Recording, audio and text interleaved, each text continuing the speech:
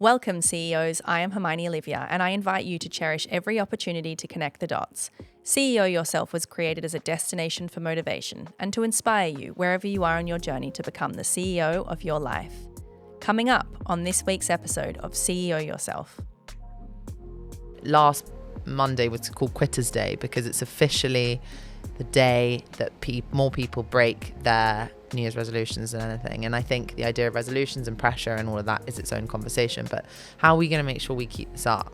I mean, I think I'm asking you, how do I do that? I think for me, it's continuing to be boundaried and to prioritise. Welcome to Between Us, the show that no one asked for, but we feel every woman needs. We're your hosts, Daisy and Hermione, and every month we're pulling back the curtain on the highs and lows of life as we navigate our own. We're here to have the conversations so many of us are craving, the raw, unfiltered, and sometimes messy truths that connect us as women. From building businesses to building families, from heartbreak to hope, we're unpacking it all, one candid conversation at a time. So grab a coffee, a glass of wine, or whatever fuels your fire, and join us as we laugh, cry, and share the stories that remind us we're never alone on this journey. Let's dive in. Is it too late in the year to say Happy New Year? Thank you for asking that question. I feel like we've probably just passed it by the time this airs. But can we talk about this? Because this has been a debate in the office. At what point is the cut-off? I feel like it's like the 20th of January. I feel like a lot of people I've seen smile through gritted teeth when I've said it. I've been away on holiday, so I've started my year a little later. But we're only recording this in mid-January, so... No, I know, but people are weird about it even now. That's true. I've had 2 people call me out on it. Yeah, I feel like they're the Grinch. Some people are still doing it in like late Feb. So when is it okay to have your Christmas tree still up? No, that's got to go. Mine's still there. Get rid of it. I know, I've got to do the bulk waste or whatever. I think we can say Happy New Year until the end of the month. Well, Happy New Year. Happy New Year. This year feels so much better than last year. And I don't know if that's just a January thing. I hope.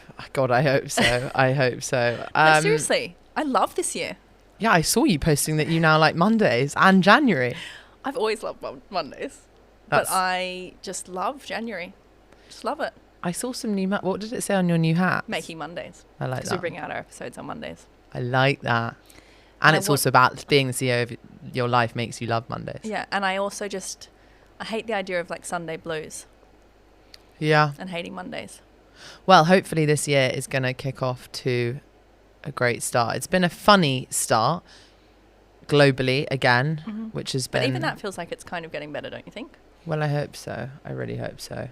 But I do feel hopeful for this year. I feel like celestially, it's meant to be a very strong year. I hear on January 25th, every single one of the planets is aligning in a way that it hasn't done in hundreds of years. Or there's a lot of celestial significance and a lot of celestial events going on, which I love reading about. We need to have...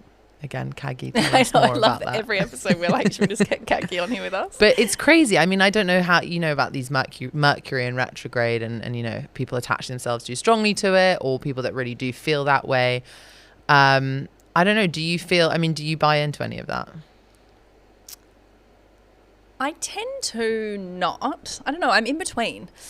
It was interesting. I did our first corporate retreat yesterday. How was that? It was amazing. And at the end, one of the questions was, do you believe in like manifestation, or is it just that you are working hard to be in the right place at the right time?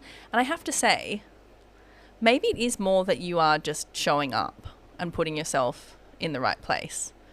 You know what I mean? So what, by manifesting you create the energy? Well, no, less that it's manifestation and something super spiritual, but rather that it's that you're getting up and you're doing the work.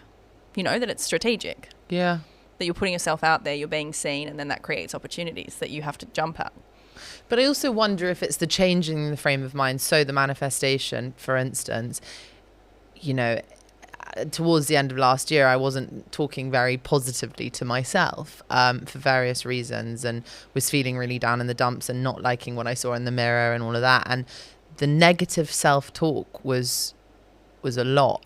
And I have a feeling that I made a conscious decision at the start of this year to change the way that I spoke to myself. And, that's hard, especially when you're feeling crappy in yourself. But it has to work, because suddenly I'm feeling better. And that it's a self-perpetuating cycle, because me talking nicer to myself has meant that I've started to feel like I look nicer and so on. And I wonder if the same thing with manifesting, believing good things happen to me, puts you in a headspace to allow good things to happen to you. You know, I have so many, it's all just energy. yeah, because I have so many friends who, you know, might say, oh, I'm going to be single forever and I can't find anyone. And as soon as they change that narrative, which they might attribute to manifestation, they change their own energy. I truly believe that you know, what you say to yourself and what you put out there is received back. So I think someone who feels very open of, I might find that person that I love and good things happen to me, I think it is that what is the basic laws of attraction, isn't it? Yeah, so I again, I don't know if it's the umbrella of manifestation or if it's more just being really positive, putting yourself out there in the right way, changing moving, your mindset, like shifting into positive energy. Yeah. And then, you know, our whole CEO yourself thing is like having the vision, but then doing the work with the strategy and the lifestyle habits. So like actually getting up and doing it, and then the good things come.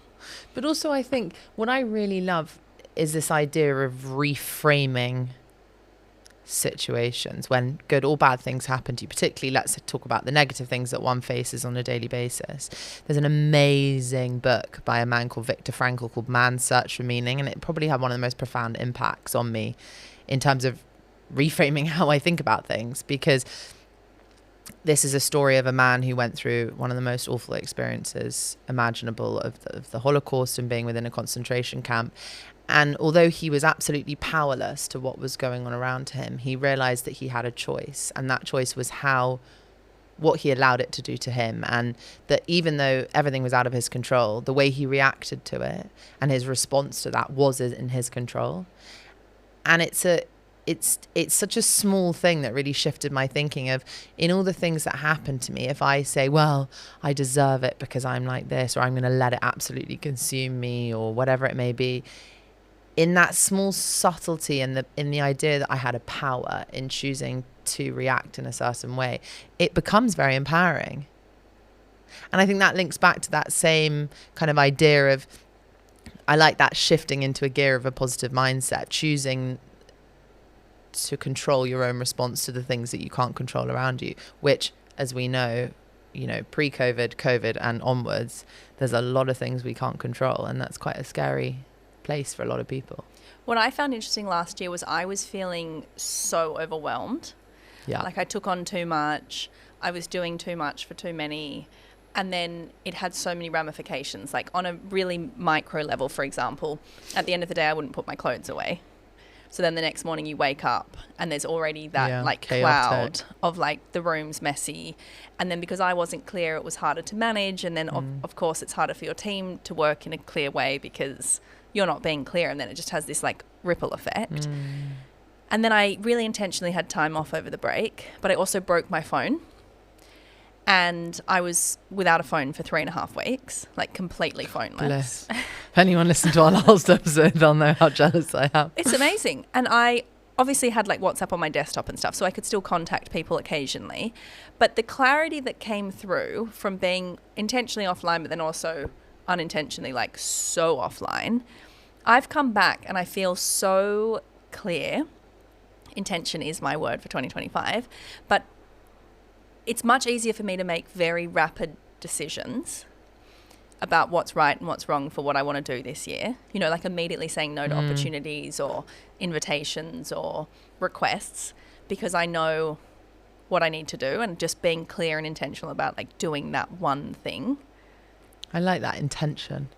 But I think overwhelm is a real thing. And I think I was talking about it, in my own work with the girls, and around how, as a leader, when you at the top, you talked about not being able to be clear enough to your team, or the ripple effects that overwhelm has. And I think you're right, it creates decision paralysis. I know when I'm overwhelmed, I can't see the woods from the trees. I want to ask you something. Every year I go away and do a health clinic with my dad. I'm going on Sunday to do a week at the amazing Shaman. I can't wait. And last year I took the decision to do a digital detox, and there's something I'd never done in my life, and that really was putting my phone in a drawer, locking it, and not looking at it for 7 days. And the most profound thing happened, which is that I felt the happiest I'd ever felt almost in my life. I felt so clear, exactly what you said. what I felt when I got back far outweighed anything that I had felt in that week. I got back to 700 WhatsApps, 20,000 emails, you know, obviously exaggerated numbers, but it felt like that. It was completely overwhelming. I felt assaulted by communication because it was just so much. Because you're not going to go around and say to everyone, hey, by the way, don't WhatsApp me, you know, I'm away for a week. You don't do that. You just get on with it. And I didn't know how to balance that, and I didn't know how to cope. And so I'm finding myself a year later looking down the barrel of another week in a health clinic where absolutely one is encouraged to switch off, and I don't know how to do that. So I'm trying to find a middle ground, which makes me sad because I love the idea of just to switch off, but I'm not sure I can cope with everything when you get back. It is so overwhelming. But is there a way that you can have your team and so on, and like friends and family know that you're maybe off? it's better communication around that. Yeah, so I'm going away next week for a few days on my own to set up the year. I just wanted to do like a few. I love that. I'm going to the Hotel Royal by Evian in Switzerland, and I'm just going to do 3 days on my own where I just like totally focus in, no distractions, and set up the year. And I've already written the out of office and like prepared it saying, unless it's incredibly urgent, please expect a delayed response, or go to this person for this person for this, and or WhatsApp me if it's, you know, urgent. And then I'm just going to check my WhatsApps twice a day. Yeah, I think that's it. I mean, the work, luckily I've got an amazing team around me and I feel fully trusting. And in the team, weirdly, it was less about that. It was more about just catching up. But I think you're right. I think it's all about setting up the correct boundaries, setting up the right way to be. But it was an interesting one because I thought it would be the most kind of freeing. It was an interesting social experiment. But I also think who I am a year ago and who I am now is very different. Yeah. Last year was probably one of the hardest years of my life for many reasons, triggered by quitting smoking on the 6th of January, which thankfully I've just done a year, which is amazing. Congratulations. But and the kind That's of such a effects milestone. that had on my life, on my relationship, my work, and what that was masking from a health perspective. Mm-hmm. But Aren't you so glad you did it though, even though it was so hard? God.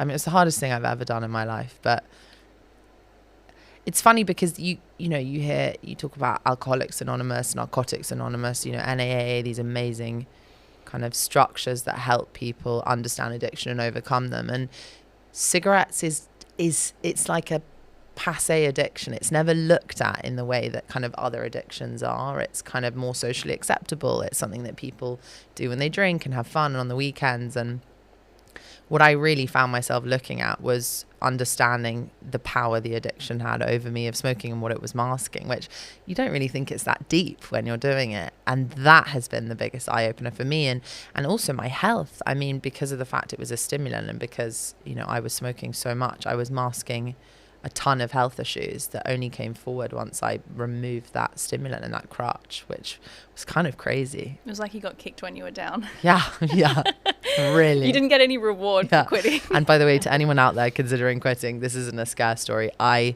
am now that really annoying person that is like, don't smoke. No, I don't tell people not to smoke, but I do want to remind people that it is possible, because I was someone, I mean, shamefully, I can't even say the number, but I smoked a lot.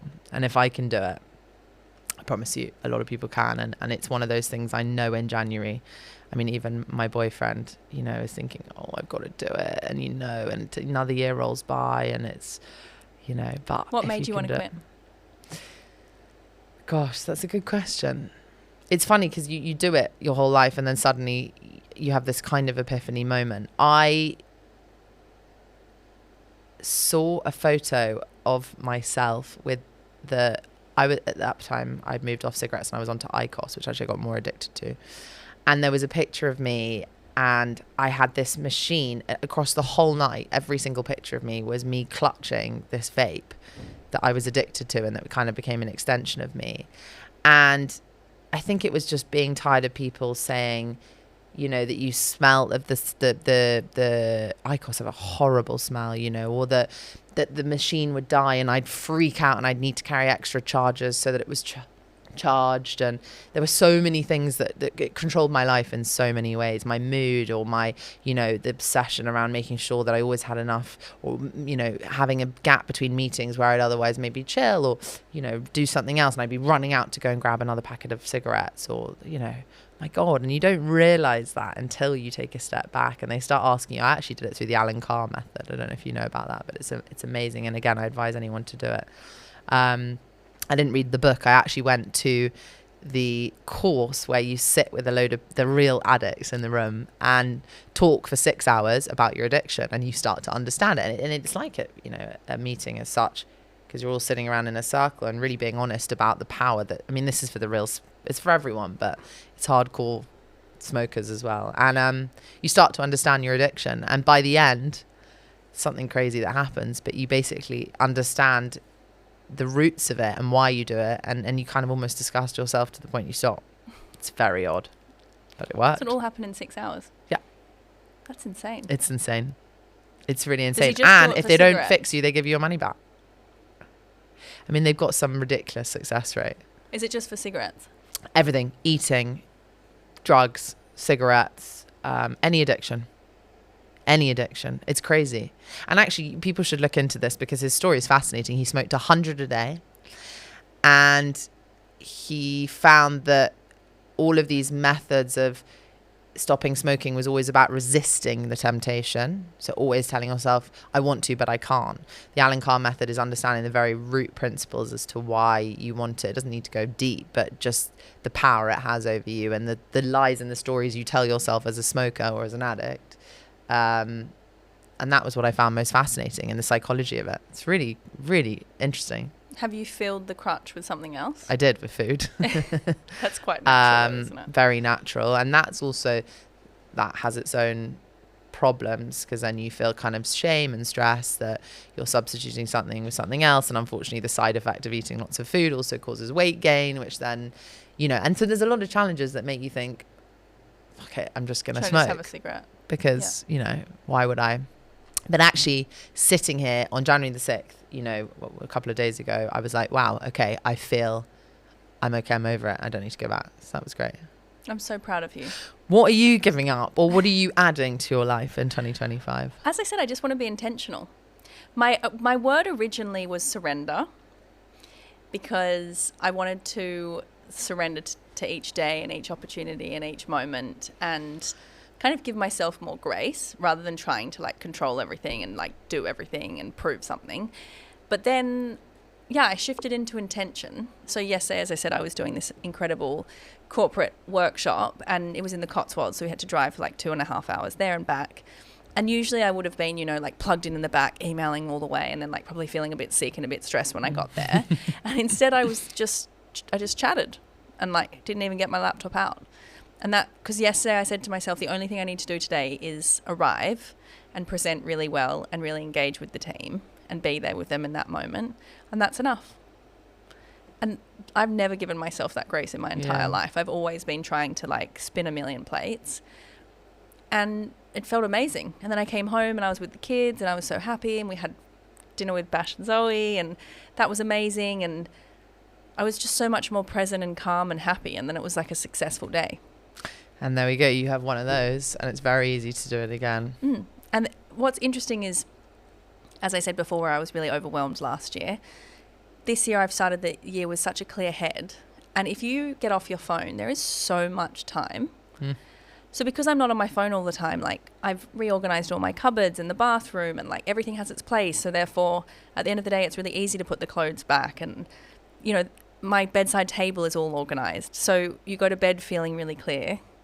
You wake up feeling really clear. I mean, the chair, the room, they talk about this effect of the It's chair insane. where the clothes get thrown on, and I completely agree. I mean, tidy head, tidy mind, tidy space, Even, tidy in mind. the morning when you open your, and just everything's right where it needs to be, the deodorant, the concealer, whatever it is, just feeling my space is clear, and it's such a reflection of my mind. Yeah. Everything's just in its place. But why does January have this effect where it really feels like a fresh start? It's funny, isn't it? Because we attach significance to a month and a year, but And there's it really something means about nothing. it. It's like September I always think feels it's the like back to break. school. It's just these things that we talk about I think and it's do. because everyone has a proper break. It's the only time in the year where That's true, all it's the a businesses collective close break. down. You're with your family or your friends. You're not missing out on anything when you switch off. It's not like, like you said, where you're going off on the retreat and then you're going to come back. You come back and you've caught up. So even my email inbox that I just couldn't get ahead of last year, I now have caught up on, which then again makes every day so much easier because you're like, okay, these are the emails I need to manage. Who knows how long it's going to last? Hopefully it lasts all year. Well, yeah. But that's quite a good thing to think about, because I think a lot of people struggle with January's very easy to not drink, to exercise. It's a little calmer because everyone's in that mode where they're slowly coming out of Christmas. And then suddenly it's February, March, April, May, June, and suddenly we click our fingers and we'll be sitting here and we'll be doing our May episode thinking, January feels like years ago. I really wanted to keep my idea of intention and your idea of intention and my idea of, not trying not to burn out and not feel too overwhelmed. But, life got in the way, and I'll do it in the summer, in August, when things are quieter, but August is never quiet. I always find this. And then, the lead up to Christmas, and suddenly we're in December 2025.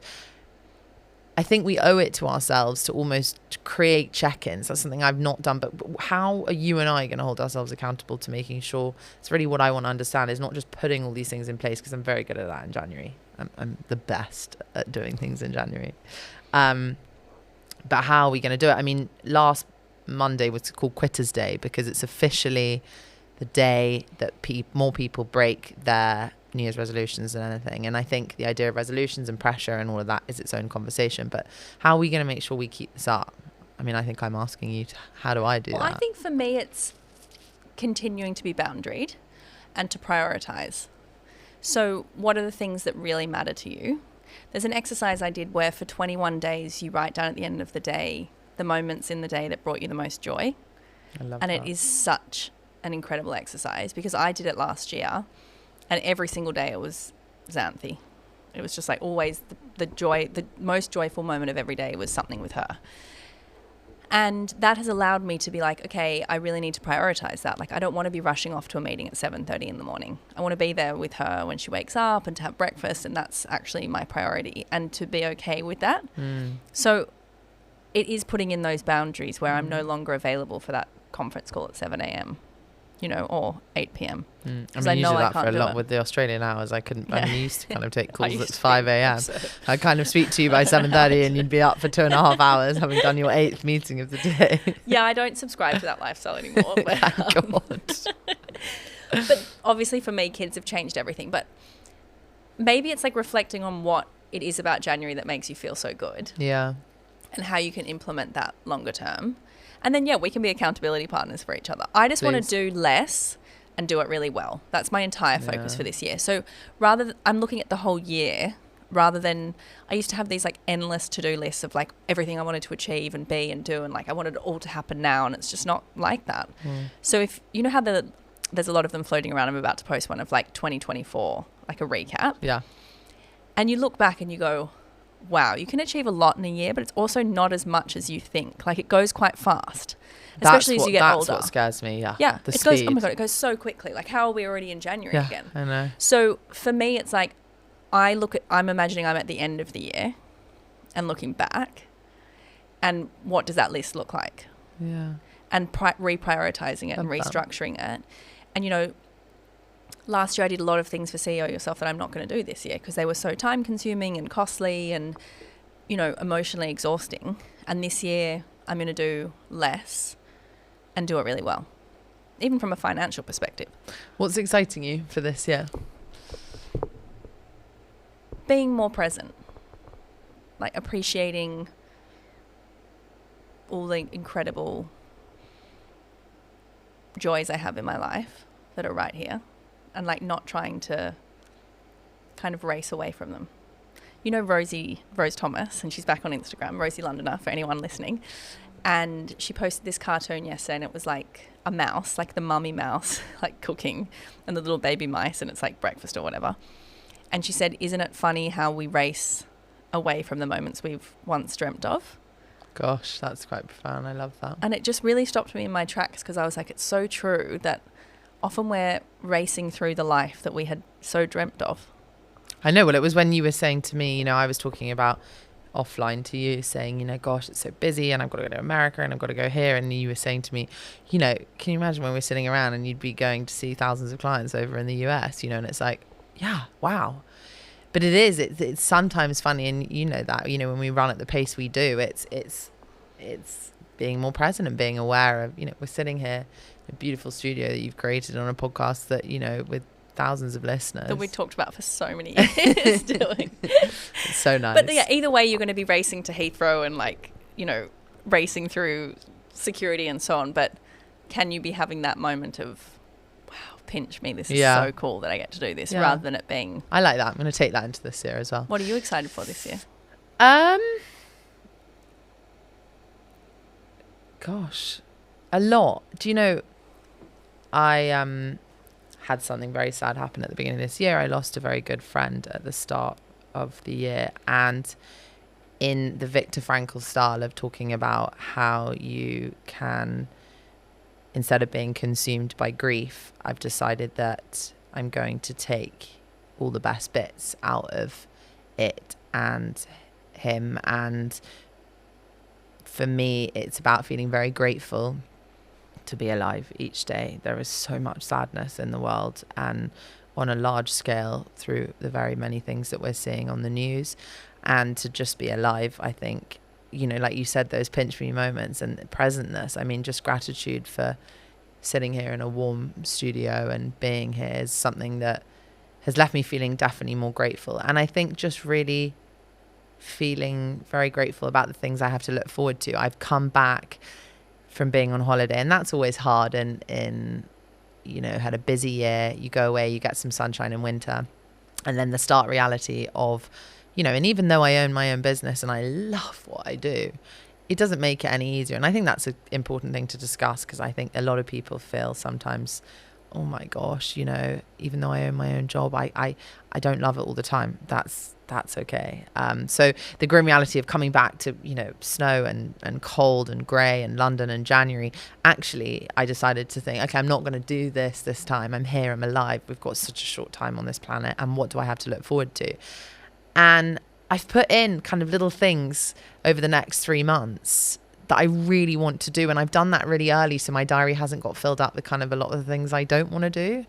And that's been really nice. So I now know I've got, even when works get really busy or really hard, I've committed to things that are around being around the people I love, and the other thing that come out of this is really just being really grateful to have my friends and prioritizing those people. Because I spent, something that I found really difficult about losing this friend was last year was really tough for me from a work perspective of being able to find time. And I spoke about it on the last episode of making time for friends sometimes. And then when you lose someone that you truly love, and you know, reflecting back on your messages, I think, oh, you know, and I don't need to go into that, but, you know, so I think being more present with friends and really, like you said, looking at what brings you joy and spending time with the people that really matter to you. Mm-hmm. So that. They do say that you should look at your whole year and map out the times that are for you, or like the friends you love, or your family or your partner, before work.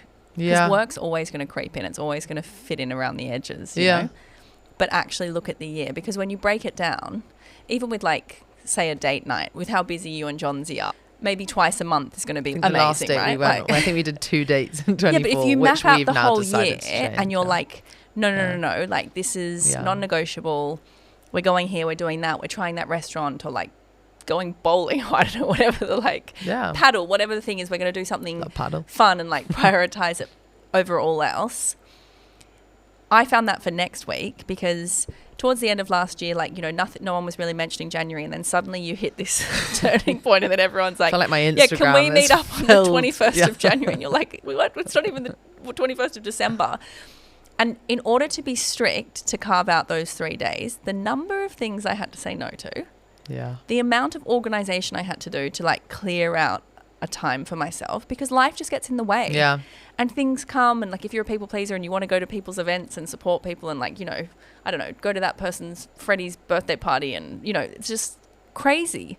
So prioritizing and then being strict about it. Yeah. Whether it's exercise, I always talk about exercise. Anne's like, you talk about exercise so much on the podcast, but you never do it. Although, well, we love Emil is back. Shout out to Emil. We love Emil. He's back. I've done one session. I know I fell off my Lime bike. I think I said this on the last one. Oh yeah, how is your hip? I'm fine now, but warning, Lime bike need to insist on people wearing helmets. Anyway, my hip, it meant that I was off games for a month, and somehow 4 months later I messaged Emil saying, I'm ready, I'm here. And he messaged me saying, yeah, I've never left. I've always been here. You know, and that so shame consistent. of messaging your personal trainer 4 months later than you're meant to. Well, mine was like 2 years, so don't worry. Yeah, but making it a priority above all else. Yeah. And not cancelling. But I think that's it, right? I love that. And actually, I'm going to carry on doing that throughout the year. You see a lot of people on Instagram filling out those big calendars for the year. But you're right. As long as I get the milestones of things that really matter in, it makes saying no to the other stuff much clearer, because you know you've got the things you love in your diary. Whereas somehow last year I was putting everything in the diary I didn't want to do and then squeezing in the ones I loved. And actually, I think that's the way to do it, is really always check in. Because it's funny, the people you love always tend to take a back seat because you know they love you and that's okay. And you end up doing things for everyone else. Yeah, there we go. I like that we're talking about setting ourselves up for success. I've got quite a funny story to tell you. I'm about what happened in my holiday. I think I should share this for the listeners. Feels like the right time. So boost the mood a bit. So as I've been discussing, I've battled from stress, unfortunately, a series of health issues, basically quantifying in a burnout that led to being finally diagnosed with polycystic ovarian syndrome, but also an insulin resistance and infertility in the short term. I was unable to get my period, and that was something for a year, despite nothing changing in my life. And so I went down the traditional route. I saw initially doctors who all told me that all my symptoms were just me and that there was nothing wrong with me, which was also quite, a whole other topic that I could get into another time. And then finally being seen by a specialist endocrinologist who actually started to interpret the same data that doctors were looking at in a different way. Someone told me that, unfortunately, due to time and the very many things doctors have to do, understanding certain conditions around women's health and stuff is not necessarily something that's widely taught or a lot of time is spent on. And so, going to see someone specialist is really important. And he actually interpreted data that a doctor had told me I was absolutely fine off completely differently, highlighting, a serious issue. So I get to Peru and I decide to scrap all the Western thinking. And a Peruvian friend of mine had been obsessing over this kind of shaman, witch doctor kind of woman, that she must be 80 years old and was kind of very sweet and lovely. And she had supposedly helped a lot of people in Peru get pregnant and various things. So she very kindly lined up an appointment with me with this woman. And it was all a bit left field, to say the least. But I thought, you know what, I'm going to leave all my Western prejudices at the door. Yeah. And I'm not going to go into full detail, but it was over 2 sessions. This woman did firstly what was called a chakra cleansing, which I don't know if any of you guys have had or yourself. It was very interesting and very much in line with what we were talking about how I absorb other people's energies. And apparently you need to carry a white quartz around with you. I didn't know this. Yeah, to really make sure you're not taking on too much. Anyway, so she clears all of that. She starts telling me crazy stuff from not knowing. We didn't speak the same language. I don't speak a dot of Spanish and she doesn't speak any English. And we're in this room together. And at the end of each session, she records on my voice note so that my Spanish friend can then translate. And somehow she knows everything about me. She knew the polycystic ovaries. She understood about the hormone imbalance. She started talking about my fallopian tubes were twisted through stress and my uterus had dropped. And that would explain why, I was showing up as infertile and blah, blah, blah. So I have to drink this potato drink and I have to drink these herbs. And then I have to see her 5 days later. So I think this is all a bit quacky, but whatever. I'm going to follow it because why not? I have nothing to lose. So I go back again. And this time I have to go naked on the massage table. And again, leaving my kind of Western mindset behind of feeling awkward and weird. She wasn't. And this was very much a kind of ceremony and all of that. So I'm lying there. And she tells me I have to get into a headstand. I mean, this is only me. This would happen. Naked. You can't. So I'm thinking, someone's winding me up here. There's got to be a camera. No, I've got to lean over this massage table and get myself into some kind of pretzel shape first and then into a headstand. Yeah. And I'm thinking, just let it go. Stop being English and weird and just go with the flow, And she's there spraying herbs and, my face and doing all kinds of Palo Santo. That was the most awkward part with not speaking the same language. It was about 10 minutes of her trying to explain that I needed to get into it some kind of weird shape. So I'm there in a handstand thinking, what a weird start to 2025, but maybe this might fix me. And she leans over me and grabs my stomach, and probably the most painful thing anyone's ever done in my life, twists it and contortions it into some kind of, I don't know what, and I was screaming in pain. And then she stopped, and there was silence, and she said whatever, bien or bon, or I'm not very good, my Spanish is terrible, but as if I knew that she could tell that she was done. She told me to put my clothes back on, and the follow-up instructions that were translated were that I were to drink these herbs. More potatoes? No more potatoes. Kind of mugwort and horse's tail and all these kind of herbs that she helped source. And I don't, is mugwort a herb? I feel like that is quite Harry Potter. Horse's mane. I don't know. There was all kind of things. Muggle and Hogwarts. Yeah, I'm sure I've got that wrong. And at this point, I'm thinking, okay, I'm not really sure this is going to work. And she said, you do this for 8 days, and your fertility will come back. I thought, okay, whatever. So yesterday was my 8th day. And your period came. And my period came. So That it's been a is year. Absolutely I know. wild. And I honestly... Did you cry? Yeah. I mean, I could not believe it. But she told me after my last session, I wasn't allowed to run, walk too fast. I couldn't then play tennis. I couldn't do any of the things people were doing on the holiday, surfing. I couldn't jump up. I couldn't have sex. I couldn't do anything. And I did think, God, you know, you're on holiday here and you've been banned from basically doing anything. But she said I'd moved it into the position it was meant to be, and you had to do nothing. You had to make sure it stood the way it was. And she put my period on. I couldn't believe it. Anyway, so what do we take from that? I mean, well, back to where we started. Did you manifest that, or did you go and do the work? I mean, turn being upside naked down in a and do the handstand by a herbs? Peruvian woman grabbing my uterus and not what I saw in my plan. But you for must have 25. also had like some belief in it coming back. Again, it's I the did, and I energy have to thing. say, the group that I was on holiday with, we ended up getting onto a group FaceTime to celebrate. I think everyone was invested in my period coming back as much as I was. That's amazing news. Yeah, it was pretty amazing. See, and what a I great think way to start the year. yeah, it kind of really challenged also my idea of just sometimes letting go of this Western kind of thing of, I don't know, and sometimes just being a bit more. I'm very open to a lot of things, but it was a bit of a stretch of the. But that's part of it, right? Is the imagination. letting go. Yeah. Maybe And then letting go maybe is that's my part word. of why it. Yeah. So there we go. I thought you'd enjoy that one. I hope the listener enjoyed that. I one, have 'cause some did. questions for you. What, as we look ahead for the rest of the year, what's exciting you in terms of books you're going to read, or films you want to watch, or restaurants you want to try? I mean, we're quite excited because I live very next to you and in this studio, and we've just had the restaurant and the bakery open called We went there Don't Tell beforehand. Dad. Yeah, Don't Tell Dad. It's Desperate so good. to go. Have you been to Ida around the corner? Oh my God, heaven. Apparently it's really good. I Oh, haven't it's been there. so good. Have you been to Canteen in Notting Hill? Desperate to go. Oh, Have you been to Carmel? Lordy. It's an oldie a goodie in I haven't Queen's been to Park. Carmel, but I saw it. Oh. It's opposite Don't Tell Dad. Oh, is that where it is? Yeah, that's where it is. Oh, Canteen I really want to do. Canteen is molto bene. On another note, You like have you my had Italian? yeah, very good. Thank you. And have you done Dishoom breakfast? Oh, fantastic. I'm a bit behind the on that bacon one. bap. Oof. And then, so I'm quite excited you can tonight. also order it on Deliveroo Oh, if you're can you? feeling Oh, like that's you a need bit something dangerous. a bit dirty. Speaking of dirty, I am going to see Baby Girl tonight. Oh, really? Have you seen it? No. So apparently it's causing this worldwide thing of women going home and kind of feeling incredibly Oh, really? turned on by Oh, whoever well, the now you've got the know. period back. But apparently it's a great story, and Nicole Kidman's in it, and she's She's sleeping with a lot of younger men Yeah, online at the moment. I'm isn't into she? it. Yeah. so Baby Maybe Girl's she's one to having her watch. renaissance.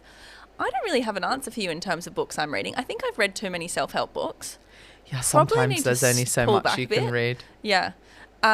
Fourth Wing, another smutty dragon thing, loving that. I don't know what's wrong with me. I have actually, January thing, I've been watching Netflix, which What I have don't you usually been do. I don't watching? usually watch TV. Ants is watching The Jackal or whatever Oh, it is. so good. He's obsessed. But I've been watching Riviera. Have you Haven't seen it? watched that. Oh, it's very good. What's that about? It's actually got Julia Stiles in it, which is quite What a rad. throwback. I know. But it's very good. The Jackal, I must say, you've got to watch. It's kind of a thriller. Yeah, he's been not coming to bed because he's up all night That's so watching The good. Jackal, which is just not our relationship. Something else I want to do is the Hackney baths. Have you Oh, seen that? no. The rooftop sauna. Oh, let's do it. That is amazing. They've got this whole amazing sauna set up on a rooftop in Hackney. Have you been to the Air Spa?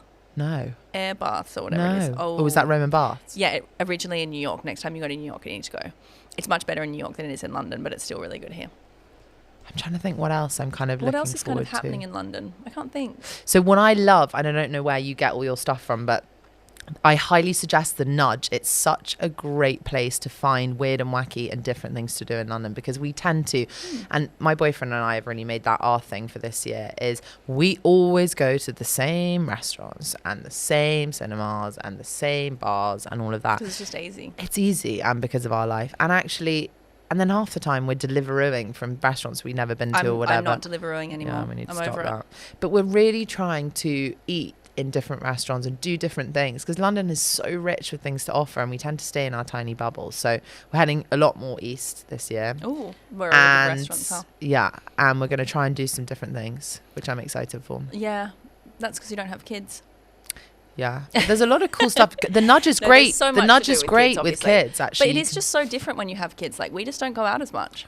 I think that's Even also like, something. you know, the other night it was like a date night, and even our sweet nanny was like, okay, where are you going tonight? And we just looked at each other and we were like, should we just watch Netflix? And we were like, yes. I don't know, maybe that's the January feels, which is why we feel so good, because we're doing less. Yeah. I just want to do less this year. You're glowing. I just don't want to travel so much. Yeah. Last year we just travelled endlessly. You know what my dear, wonderful husband is like. So you're doing less travel this year? I think so. I just want to be at home and like appreciate our amazing new home. And also and that's the lovely kids. thing about having kids, is it anchors you to home, and it gives you that feeling. And I get to have dinner with them at 5:30 at night. It's amazing. Yeah, very healthy too. So for those listening, please send in to us what we should be doing and reading and seeing, and what you're doing and reading and seeing. Desperate to know. Yeah, fun recommendations. Yeah. And any ideas of what you want us to talk about in the next few episodes. Yeah, I'd love that. Yeah, we kind of value feedback, I think. We sit here jabbering on about what we love and what's happening. But we'd love to get some steer as well. This is new for us. And we're going to do it every month. The last week of every month. We're going to air between us. So, yeah, please send in. So it'll be the end of every month. Yeah. Yeah, last week keep of every month. interact, on a Monday, engage, ask us things. Yeah. Stuff that we can bring to the Inbox next episode. Us, and we can cover topics. I think people are going to say more business.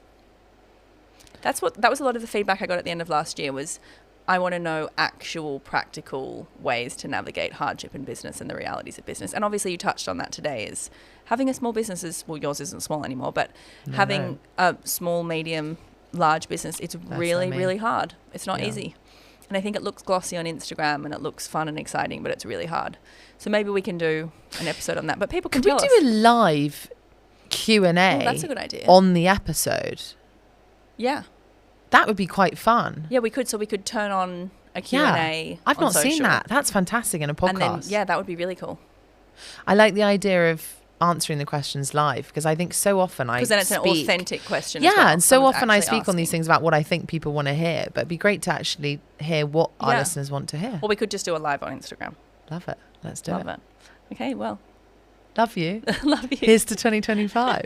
Let's make it the best year ever. Thank you so much for taking the time to listen today. Giving us a moment of your time to like, rate, or follow CEO Yourself will make a huge difference to our future.